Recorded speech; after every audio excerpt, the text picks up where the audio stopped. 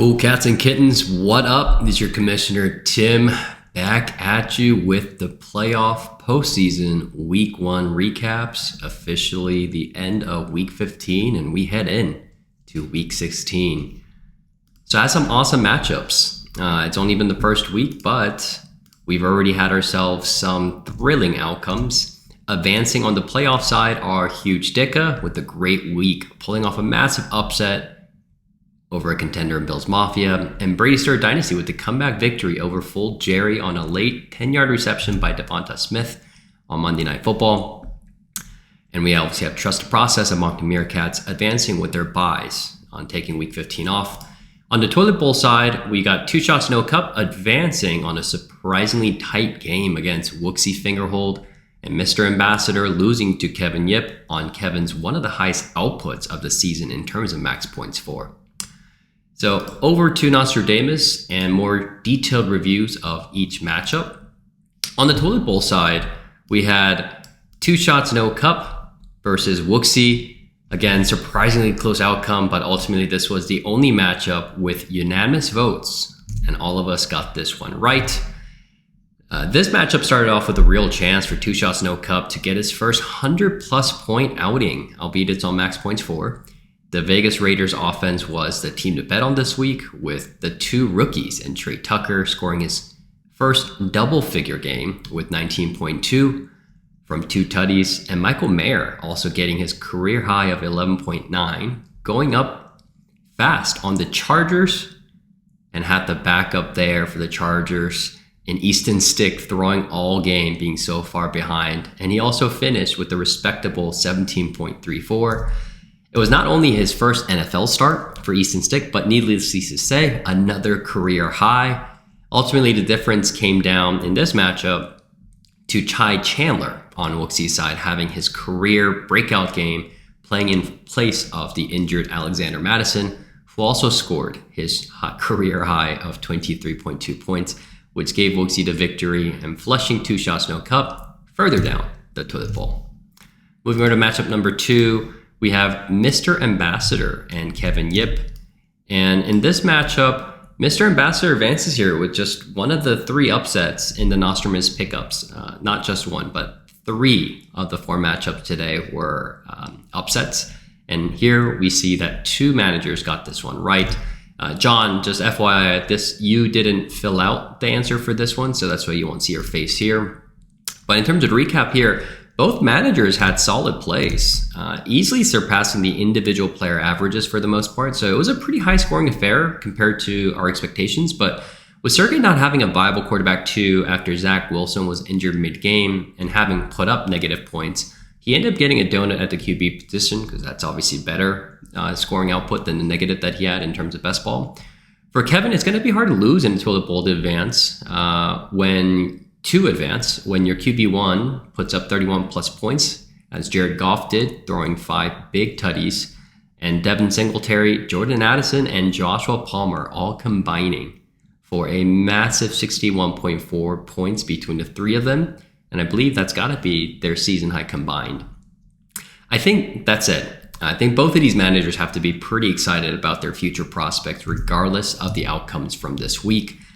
Brock Purdy and Rashee Rice look like bona fide dynasty cornerstones, and Sergey's built that with just a $30 fab at the end of the last season, picking up Brock Purdy, and the 201 being used to pick up Rashee Rice in the draft this year.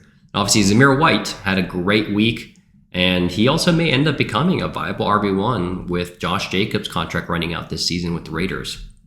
And on Kevin's side, Jared Goff, Will Levis, Jordan Addison all look like legit dynasty cornerstones for Kevin, and potentially Joshua Palmer if Quentin Johnson is not the guy who replaces the aging Keenan Allen and Mike Williams, who all are coming up on their contracts. But also, let's not forget Anthony Richardson, who's been out all season, sitting on the IR, who I believe should be a top fantasy quarterback next season. Pair that with at least the top 4 pick, along with another late first rounder this year, whether it's a 111 or 112 because of supplementary draft picks. Kevin is set up pretty well for his progression into becoming a hyper-competitive team. All right, so let's move over to matchup number 3, the first of the playoff games. Another massive upset in terms of the Nostradamus Davis picks. Only 2 of the 9 participating managers got this one right as well. Brandon picked himself to lose here, assumedly to put the reverse curse on himself, but I guess the commissioner curse doesn't work on himself. In terms of just the matchup, what a disappointing ending to the season for Bills Mafia. But in a symbolic sense, every single one of the large issue that plagued Bills Mafia throughout the season reared its ugly head in the first week of the playoffs, all together at the same time to cause Bills Mafia to be knocked out in the first week. The continued inconsistency play to Patrick Mahomes. I think we all as a fantasy community were waiting for his return to form type of a game, vintage Mahomes. But he ended up scoring only 15.7 this week, further cementing his disappointing season as he never scored over 21 points since week 8. And since then, he's only averaged 14.5, an average which would be equivalent of QB 25 if it was for the entire season. So, Patrick Mahomes finished this regular season for Bills Mafia with his career low in points per game by a mile. And on top of that, the inconsistency and disappointing play of his running backs that we've had all season. We saw it all happening again this week. Going into the season, we as a fantasy community and CCK had massive expectations for Austin Eckler, Tony Pollard, and Bijan Robinson. 3 RBs, by the way, that were considered top 6 running backs in redrafts in the offseason. The 3 combined for 12.4 points for Brandon. What I believe has to be a season low by a large margin between the 3, but all 3 players who were inconsistent and poor all throughout the season. The 3 finish as the RB23, RB12, and RB10 respectively. It's a far cry from the RB6 type of expectations they all had going into the season.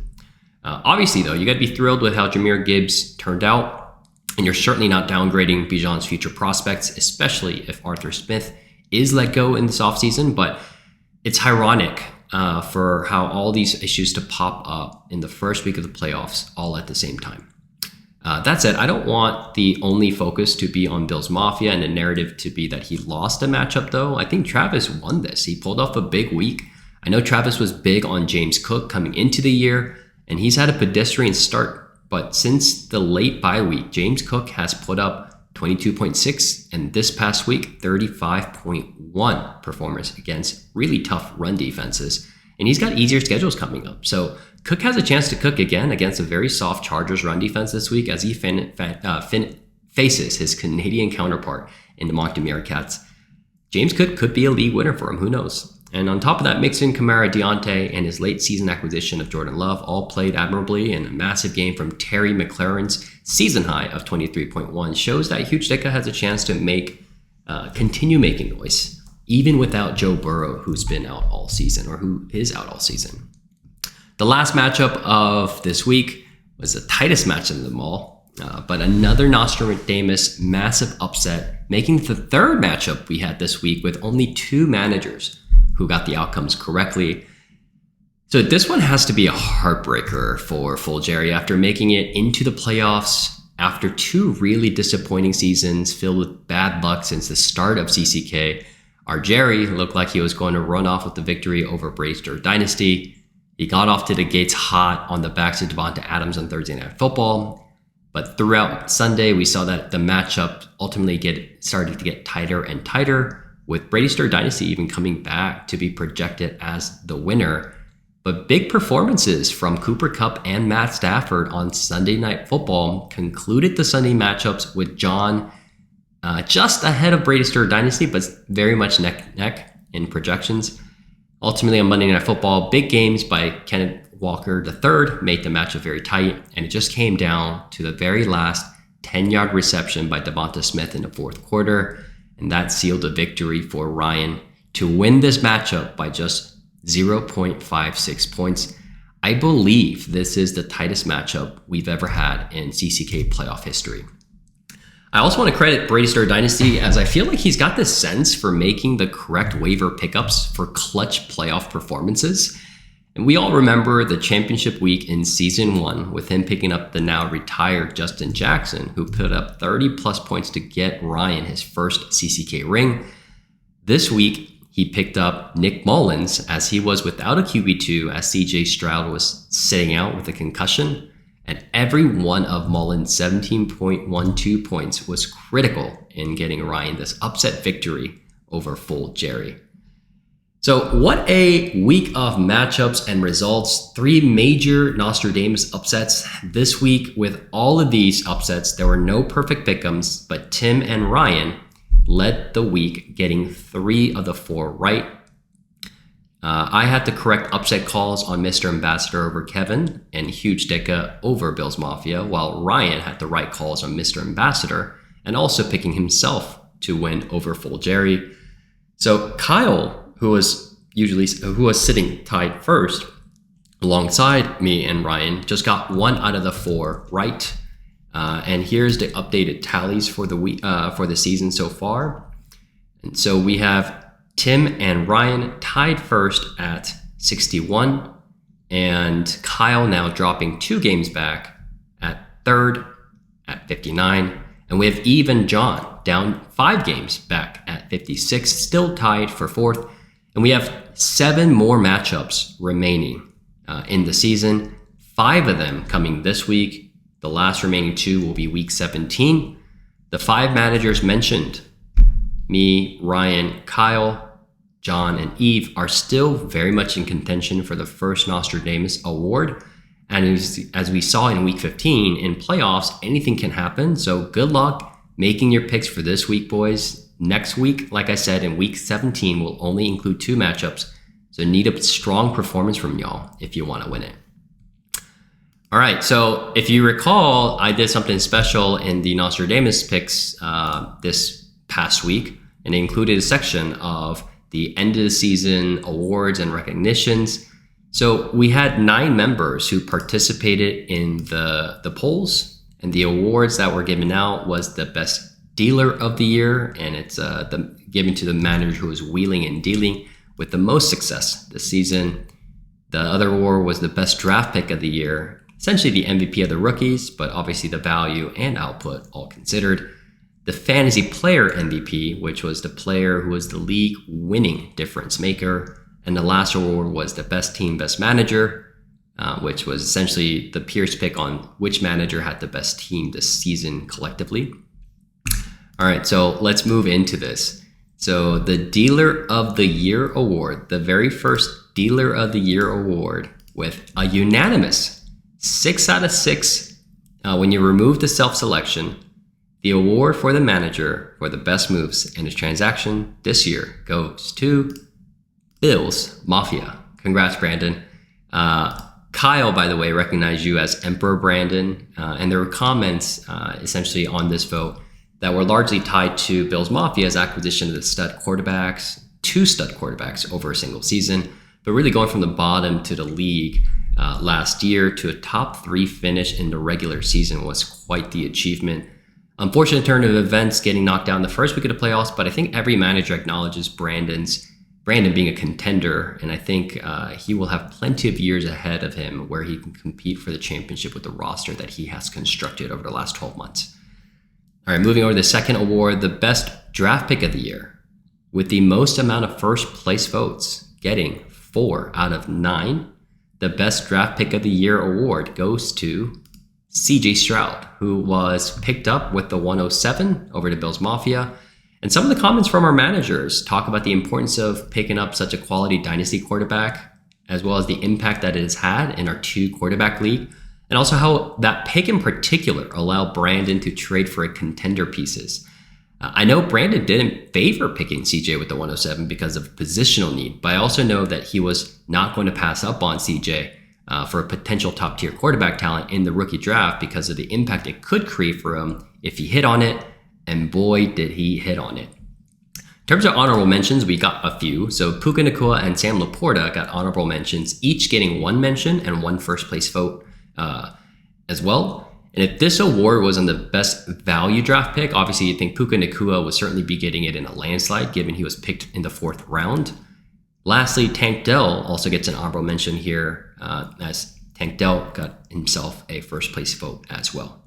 All right, moving over to the fantasy MVP, The award goes to the best fantasy season player with three first place votes from us. Goes to Christian McCaffrey, RB1, overall 5 on the Moncton Meerkats. He's been consistent. Positional advantage is perhaps the single biggest factor in league winning seasons and rosters. And Christian McCaffrey throughout the season has probably been the single best player offering that this season. At the crucial and critical running back position, especially in a season where there were a lot of disappointing performances, CMC averaged 22 points per week, nearly 5 points higher than the second leading player in Raheem Mostert, who didn't miss extended time this season. So obviously we had Kyren Williams, and Devon Achane, but they all missed extended time. So Raheem Mostert is the second leading player who didn't miss extended time, and the gap between CMC and Raheem were 5 points. So honorable mentions as well for the fantasy season included Josh Allen, who finished the regular season as QB1 and overall 1, Puka Nacua and Brock Purdy, but those votes for Puka and Brock were noted as value-driven recognitions, not necessarily the MVP. And I'm frankly surprised there weren't more votes or mentions for Tyreek Hill, who offered the second largest positional advantage of 3 points over the wide receiver 2 this season, which was CeeDee Lamb. The last award goes to the best team, best manager. This is just a pure season award, as the real award is what we all play for each season, but it's meant as a recognition of the whole body of work from the manager who put together the best roster for contention. And this year, with 5 out of 6 non-self votes, this award goes to Trust the Process. Thank you for your votes here. I appreciate the recognition from y'all. Thank you. I obviously started off really hot, and that's probably why so many of the votes came here. But I have been sputtering, putting up season low and first week under 100 in week 15. I just hope my roster can put together 2 great weeks to win the real award that we all care about. Kyle was the only other manager who got a vote from another manager, and I think Kyle deserved much more votes, and I would put him in the favorite right now to win it all. And lastly, there was a final section for Brandon and I to collect your feedback and comments on how we can better improve CCK going forward. We received some good comments and feedback. Largely, there weren't really suggestions as much as it was just I appreciate you guys supporting Brandon and I's work on making CCK engaging and fun for y'all. That said, Ryan did make a really good suggestion, which was to hold a mid-season Sunday Night Football Zoom session just for all of us to see each other's faces again. Ryan, I love that idea, and I think everyone else will. I'm going to ask you to set that one up for us next season. All right, so moving over to the last section before we sign off here. Some storylines that we need to be looking ahead to week 16. So keep in mind, we only have, I wrote 6 here, but there's actually 7 games remaining to decide the inaugural CCK Nostradamus. So it's 5 this week, and it's going to be 2 in week 17. So every vote is going to count. The race is very, very tight. Certainly within the top 3 managers, but even with Ryan and with John and Eve, I think you guys all have chances, especially with how we saw how the playoffs in week 1 phased out. And interestingly, the 5th place game right now between Bills Mafia and Full Jerry, they do not own their first picks. So you're not going to necessarily see a tanking job, but it's going to be interesting to sort of see nonetheless of the stakeholders who own those draft picks of Bills Mafia and Full Jerry. That's going to determine the 105 and 106 positioning for the rookie draft. And the 7th place game to decide between Wooksy Fingerhold and Kevin, that's actually going to be the loser of that matchup, and thus who finishes in 8th is going to get 20% odds in the 101 rookie lottery, but also the better of the late round compensatory picks. So the loser will end up with 20% odds in the rookie lottery, but also the 111. And the winner of this matchup, the one who scores higher in the max points for, will get the lesser 10% and 112. And then in the semifinals matchup, it's interesting. It's a battle of the continents, or intracontinent, but breaking down the North America Cup basically. The Americans are going to be the Brady Stewart Dynasty versus Just a Process versus the Canadian side of the bracket, the Canada Cup, in Huge Dicka and Moncton Meerkats. So I'm looking forward to week 16. Hopefully I play better because I scored 93 in week 15. Man, playoffs are another beast. I'm looking forward to another massive 2 weeks to wrap up the season. We're almost to the finish line, boys. And good luck in your week 16 and week 2 of the postseason. Peace.